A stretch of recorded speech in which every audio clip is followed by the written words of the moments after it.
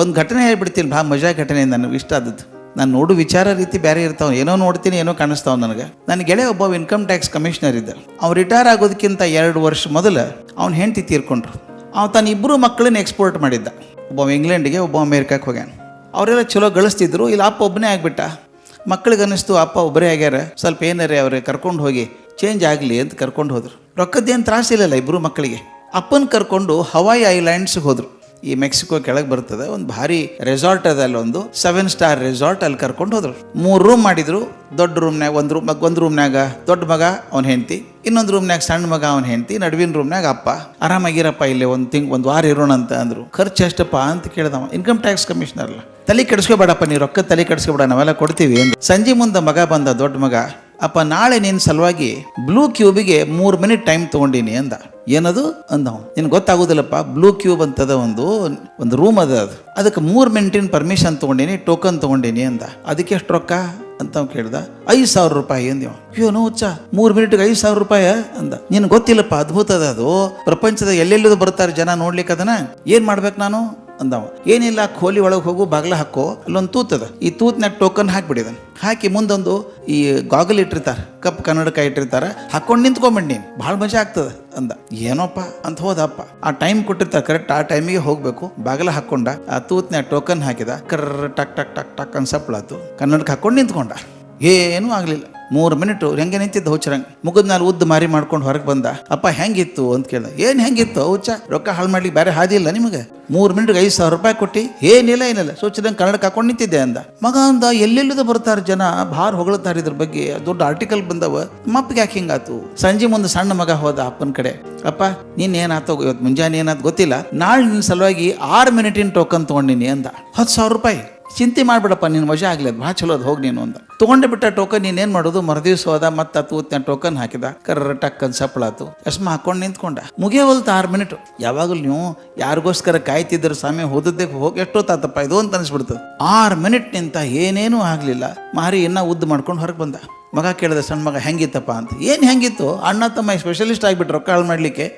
ಬೇರೆ ಕೆಲಸ ಇಲ್ಲ, ಹುಚ್ಚರ ನಿಂತಿದ್ದ 6 ಮಿನಿಟು, ಏನು ಮಾಡ್ಬೇಕು ಗೊತ್ತಾಗ್ಲಿಲ್ಲ ನನಗೆ ಅಂದ.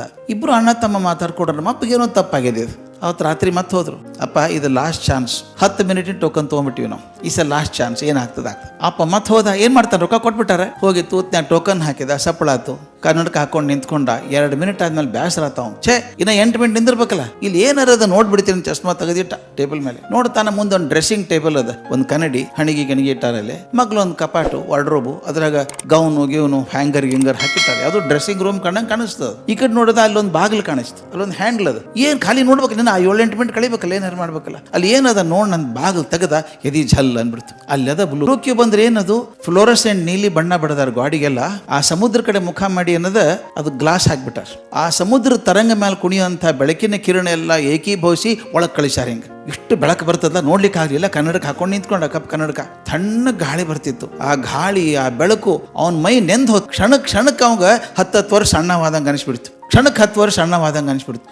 ಅದ್ಭುತಪ್ಪ ಅನುಭವ. ಕಣ್ಣು ಮುಚ್ಕೊಂಡು ನಿಂತ್ಕೊಂಡ್ಬಿಟ್ಟ. ಇನ್ನೊಂದು ಅರ್ಧ ತಾಸು ಇರ್ಬೇಕು ಹಿಂಗ ಅಂದ. ಆದ್ರೆ ಬೆಲ್ಲಾತು 7 ಮಿನಿಟಿಗೆ.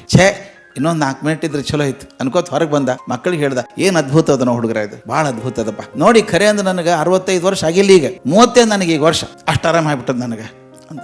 ಮಕ್ಳಿಗೆ ಕೇಳಿದ್ರು, ನಿನ್ನೆ ಮೊನ್ನೆ ಏನಾಯ್ತು ಅಂತ ಕೇಳಿದ್ರು. ಅವಳು, ನನಗೇನು ಗೊತ್ತೋ ಮರ, ಖೋಲಿ ಒಳಗದ ಅಂತೇಳಿ ನಾ ಹೊರಗೆ ಡ್ರೆಸ್ಸಿಂಗ್ ರೂಮ್ನಾಗೆ ನಿಂತು ಬಂದೀನಿ 2 ದಿವಸ ಅಂತ ಹೇಳಿದ. ಅವ್ನು ನನಗೆ ಫೋನ್ ಮಾಡಿದ. ನಮ್ಮ ಮಕ್ಕಳು ಹೇಳಲಿಲ್ಲ, ನಾನು ಮೊದಲು ಇವರು ಹುಚ್ಚರಂಗೆ ಅಲ್ಲಿ ನಿಂತು ಬಂದೀನಿ ನಾನು ಅಂತಂದ. ನಾನು ನಕ್ಕೆ, ಅವನು ನಕ್ಕ, ಮಕ್ಕಳು ನಕ್ಕರು. ಒಂದು 8 ದಿವಸ ಆದಮೇಲೆ ನನಗಿದೊಂದು ದೊಡ್ಡ ಆಧ್ಯಾತ್ಮಿಕ ಅನುಭವ ಅನಿಸ್ಬಿಡ್ತು. ಆದದ ಘಟನೆ ಹಂಗೆ ನನಗನ್ಸಿದ್ ಬೇರೆನೇ ಅನಿಸ್ಬಿಡ್ತದೆ. ಆಧ್ಯಾತ್ಮಿಕ ಅನುಭವ ಅನಿಸ್ತು. ನಾವೆಲ್ಲರೂ ಹಂಗ ಅಲ್ಲ, ಭಗವಂತ ನಮ್ಮನ್ನು ಕಳಿಸ್ತಾನೆ ಭೂಮಿಗೆ, ಏನಾದ್ರು ಸಾಧನೆ ಮಾಡ್ಕೊಂಡ್ ಬರ್ರಿ ಅಂತ ಕಳಿಸ್ತಾನೆ. ಬ್ಲೂ ಕ್ಯೂಬಿಗೆ ಹೋಗ್ಬರ್ರಿ ಅಂತ ಕಳಿಸ್ತಾನೆ. ಆದ್ರೆ ಬಹಳಷ್ಟು ಮಂದಿ ನಾವು ಡ್ರೆಸ್ಸಿಂಗ್ ರೂಮ್ನ ನಿಂತ ವಾಪಸ್ ಹೋಗ್ಬಿಡ್ತೀವಿ. ಹೋಗಿ ಏನಿಲ್ರಿ ಜೀವನದಾಗ, ಏನಿಲ್ಲ, ಏನ್ ಬೋರ್ ಆಗೋತು ಅಂತೀವಿ. ಆದ್ರೆ ಯಾರಿಗೆ ಬ್ಲೂ ಕ್ಯೂಬ್ ಸಿಕ್ತು ಅವ್ರಂತಾರೆ ಜೀವನ ಅದ್ಭುತಪ್ಪ ಅಂತಾರೆ. ಅನ್ನಂಗಿಲ್ಲ. ಈ ನಮ್ಮ ಬ್ಲೂ ಕ್ಯೂಬ್ ಏನವ ನಾವೇ ಹುಡ್ಕೋಬೇಕು. ಇನ್ನೊಂದು ಹೇಳಿ, ಯಾವ ಕೆಲಸನೂ ಕೆಟ್ಟ ಕೆಲಸ ಅಲ್ಲ, ಯಾವ ಕೆಲಸನೂ ಚಲೋ ಕೆಲಸ ಅಲ್ಲ. ಅದು ನೀವು ತೊಗೊಂಡಂಗೆ ಇರ್ತದೆ. ಕೆಲವು ನೋಡಿಬೇಕು. ನಾನು ಭಾಳ ಮಂದಿ ಕಡ್ಡಾಡೀನಿ, ಜಗತ್ ಸುತ್ತಿ ಸಾಕಾಗಿದ್ದು ನನಗೆ. ದೊಡ್ಡ ಮಂದಿ ನೋಡೀನಿ, ದೊಡ್ಡ CEO ಈ ಸಿಟಿ ಬ್ಯಾಂಕ್ ಚೇರ್ಮನ್ ಅವ. ಪಾರ್ಟಿ ಟುಗೆದರ್ ಕೂತಾಗ, ಹೆಂಗೆ ನಿಮ್ಮ ಕೆಲಸ ಅಂದೆ. ಅಯ್ಯೋ ನನ್ನ ಕೆಲಸ ಯಾರಿಗೂ ಬ್ಯಾಡ್ರಿ ಅಂತ ನಾವು. ಸಿಟಿ ಬ್ಯಾಂಕ್ ಚೇರ್ಮನ್ ಅವ.